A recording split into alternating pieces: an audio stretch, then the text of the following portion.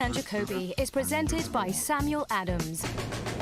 It is Friday. He is Jalen Rose. I'm David Jacoby. We are Jalen and Jacoby. What is it that we do? We give the people what they want.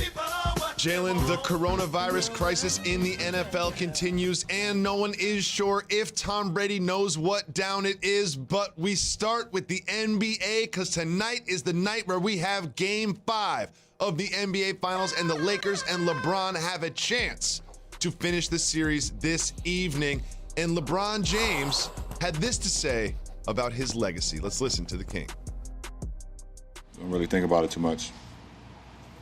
I think the story would be told how it's supposed to be told, and be written how it's supposed to be written, but I don't live my life thinking about legacy. What I do off the floor is what means more to me than what I do on the floor. Legacy, I don't really think about it too much. Jalen Rose, do you believe LeBron when he says that? He's at work right now at the NBA Finals, and the job isn't complete. He can't be up there crowning himself a four-time champion before it takes place, especially going against the Miami Heat culture that he knows so very well. LeBron is a student of the game. He understands the legacy conversations have happened and will continue to happen. He also fuels them when he can, because he once said that winning in Cleveland made him the GOAT in his mind. And I'm pretty sure for 17 years, you could go back and find a lot of clips of him talking about legacy and talking about MJ and some of the great players that have come before him, because he's a basketball historian. Absolutely. He said himself in, I think it was the barber shop where he said, I considered that championship made me the greatest of all time. He also said after that championship, he was speaking to children, and he said that he's chasing the ghost in Chicago. He does think about his legacy, but here's what he does that's so smart. He says, I don't think about it too much. He didn't say I don't think about it. He said, I don't think about it too much, because he definitely thinks about it. And something tells me that when we have a show on Monday, this is what we will be discussing: LeBron James's legacy. Do you think that come next week or the week after that, that he will address the fact that he is chasing Michael Jordan and he does want that GOAT title? Of course he is. Of course he should, and rightfully so. He's going to be amongst players with 4 Finals MVPs and 4 regular season MVPs. That's historic company. Those are hollow walls, Jacoby. I've covered and or played against LeBron his entire career. Each time he's won or lost the championship, I was present. This is the first time I physically won't be there. And so for LeBron to do it with the Lakers, it's going to be extremely impressive. He deserves these conversations to start happening. You know, I never really thought about this, Jalen. LeBron has been to so many NBA Finals, but you've been to more NBA Finals. You just weren't playing, but you've been to a lot of NBA Finals. You were just not in uniform when you got there. So, Jalen, we need you to rely on that experience, your experience in the locker room and in the league, and I need you to take us behind the curtain.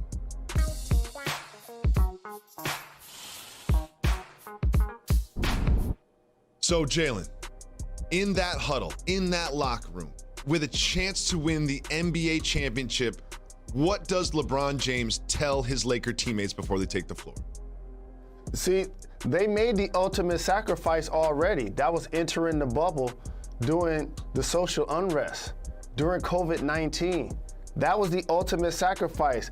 And now it becomes the crowning achievement. You notice that other teams probably wasn't as disciplined. Looking at you, Clippers, and it probably cost them an opportunity to make their goals happen. Now all of a sudden, LeBron James looks up, and there's no other skyscrapers in the building, in the sky, Jacoby. He's the reigning superstar that has a chance to eclipse something great. So he's telling his teammates, it's do or die. This is the Miami Heat. Don't give them no extra games. Don't get ejected.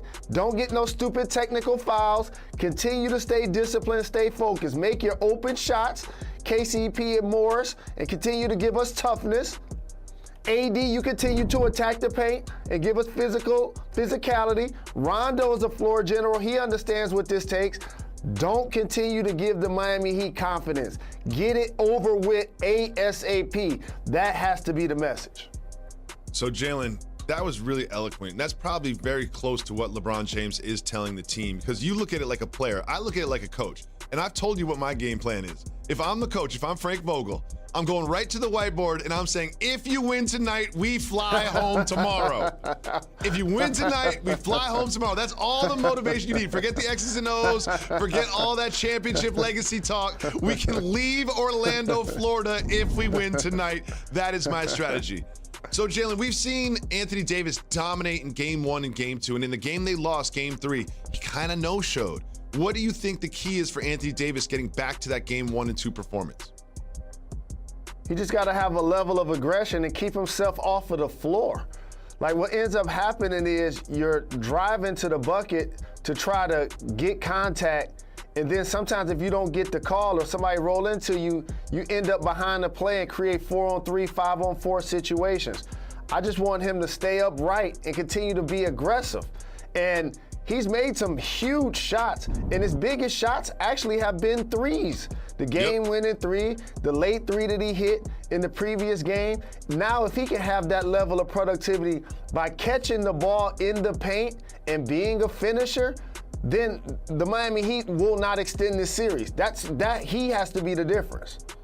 When you look at the numbers of Anthony Davis, and we all look at that Game 3 performance where he kind of no-showed, but what he's been doing defensively is really impressive in these finals. When he is the contesting defender, they're shooting 35%. That's close to the basket, too.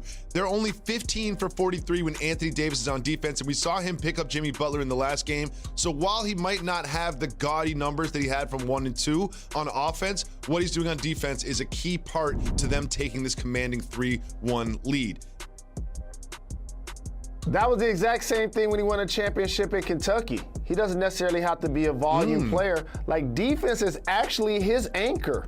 Rebounding and defense is his anchor. And then he became a terrific offensive player.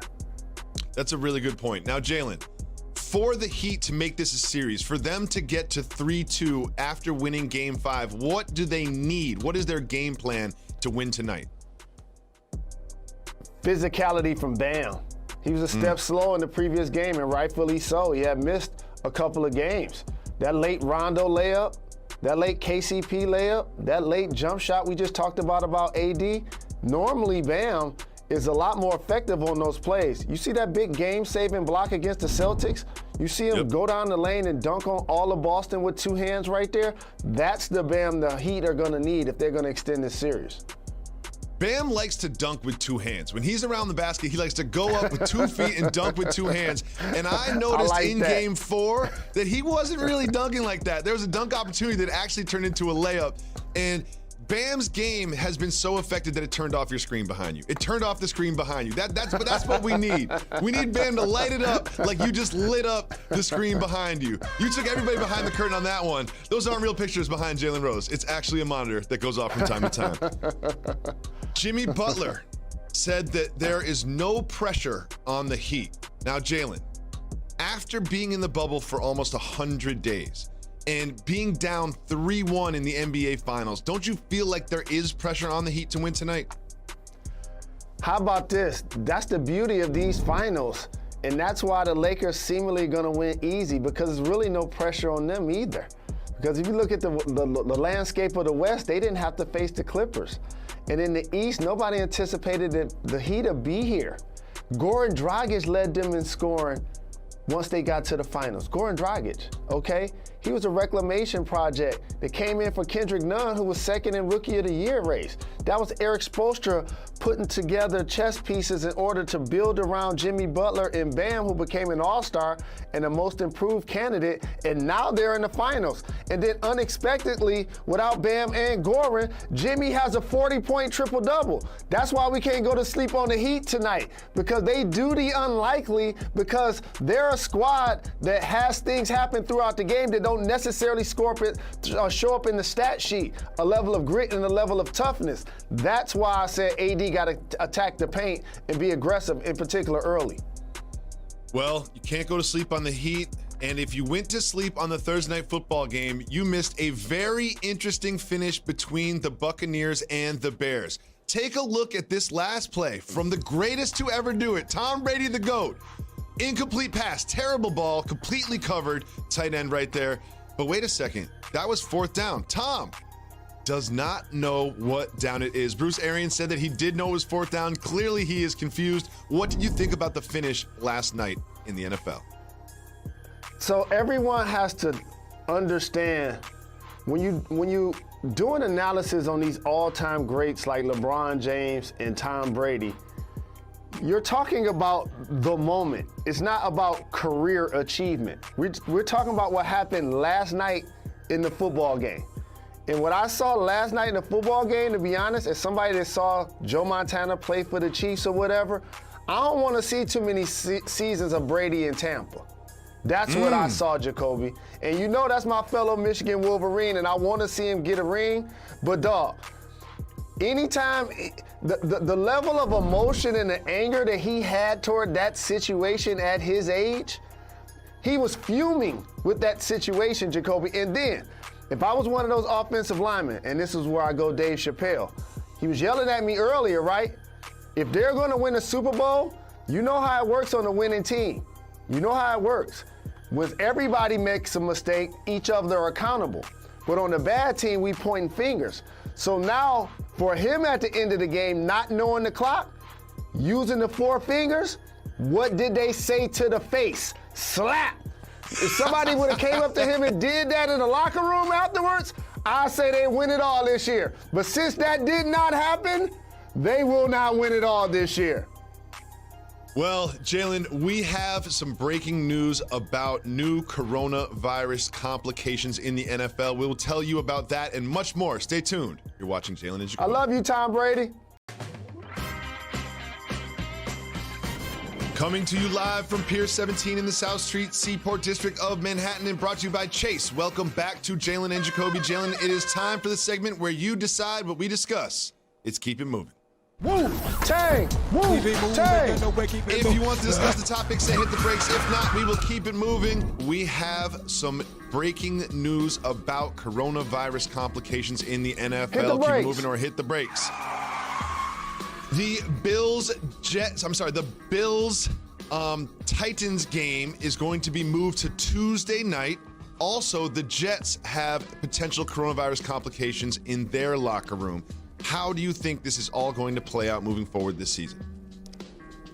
I have some broken news for the NFL. Your players aren't quarantining. Once outbreaks happening, you're not in a bubble. COVID-19 cases continue to rise. The death toll continues to increase. You're already suspending and canceling games. You gotta press pause on the season and recalibrate your thinking. You're not going to get to 16 games. You're gonna play a couple of games and your marquee people are gonna be in and out. I just saw Kansas City play against the Patriots, and you know what happened? There was no Cam Newton. You guys have to figure it out. It won't be 16 games. It's not going to happen. You're not gonna be able to do it. I'm not gonna be able to do it. Moving on, Jalen, to Major League Baseball. The Dodgers have advanced. Keep moving or hit the brakes. Hit the brakes. The Dodgers swept past the Padres. They're now going to the National League Championship Series, and one man comes to mind, and that is Irving Magic Johnson. Do you think he is more invested in the Lakers' playoff chances or the Dodgers' playoff chances? I'm trying to tell you, man. Magic is that deal, and I know people get a chance to appreciate LeBron James' greatness. Do you guys understand the Hall of Fame mogul is getting rings with the Dodgers and the Lakers as a player, executive, GM, and owner? This dude got like about 12 rings. That's why I wear a goatee, because of Magic Johnson. Hey, man, this dude about to get a ring in the same year with the Lakers and the Dodgers. They just signed Mookie in the offseason. That's what's going to put them over the top. Huge game, not in the SEC, but in the ACC this weekend in college football. Keep moving or hit the brakes. Hit the brakes. Jalen, I know that you love the University of Miami. You probably, deep down in your heart, love the University of Miami football team more than you love the Wolverines of Michigan. Can they pull off an upset and beat Trevor Lawrence and Clemson this Saturday night? See, these are the type of atmospheres that allow upsets to take place. If there were fans in the stands, like 60, 70,000's worth, I would say no. Trevor Lawrence would have his way. But that Miami Hurricanes defense, with a lot of crowd noise, the ghosts of some of the greats like Warren Sapp and Ray Lewis and Benny Blades. Miami wins this game. I love it. I love it because Miami's going to lose in basketball. They might as well win in football. I have the Hurricanes with this upset as well. Jalen, we have a matchup between two very unlikely 3-1 teams this Sunday. Keep moving or hit the brakes. You got to Google that picture with me and my Miami crew neck. I got to see the Browns do it against a good team. Keep it moving for now. We keep it moving. We keep it moving. The Cowboys could do something unthinkable this Hit the Sunday. brakes. Keep it moving or hit the brakes. The Cowboys could lose to the New York Football Giants. No one has lost to the Giants this year. If the Cowboys lose to the Giants, what happens next? If the Cowboys lose to the Giants, then I'm just dead wrong, because this is about what we saw the Cleveland Browns and Odell be able to break out last week. That's what's going to happen with the Cowboys this week. Ezekiel Elliott goes over 150. He has 2 touchdowns rushing, 1 out of the backfield. Dak still throws for 350 and 3 touchdowns. The Dallas Cowboys win this football game. I think they do easily. Moving on, we have an undefeated team that people don't really respect going up against the Eagles. Steelers-Eagles, keep moving or hit the brakes. All I know is this. Whatever the coach in Carolina got paid to leave college and oversee their team, when is Mike Tomlin getting one of those deals? Keep it moving. Keep moving. We keep it moving. We keep it moving. Jalen, it's time for a signature segment of Jalen Jacoby. Soft move or boss move?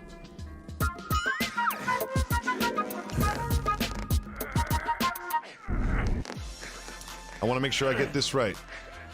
Now, you and I are part of a power couple, so we don't slide into DMs, but Quavo has released to the world how he slid into the DMs of Sweetie, and he did it with an emoji. All he did was just send a snowflake emoji, and that is what led to their relationship. Snowflake emoji as your first move in the DMs, soft move or boss move? It's a boss move. I would have think that's something Jeezy the Snowman would have did to land his lovely bride that he has right now. So absolutely, this is a boss move. Big shout to Quavo, fellow lefty Fab Five fan. It's only right that he closed the deal. That's my guy. Absolutely. Boss move. I think what's underrated about this story, if you could put that up on the screen again, is her response. Like, she got the snowflake, and then she was like, that doesn't make any sense. I'm just going to send back some ramen noodles, and just see how it goes. I really appreciate what she did in this exchange. He's getting too much credit for it. Jalen, when we return, we have some new perspective on Game 5 from a very unlikely source that is important to you. I'll tell you what that is right after this. You're watching. Peace up, A-Town down.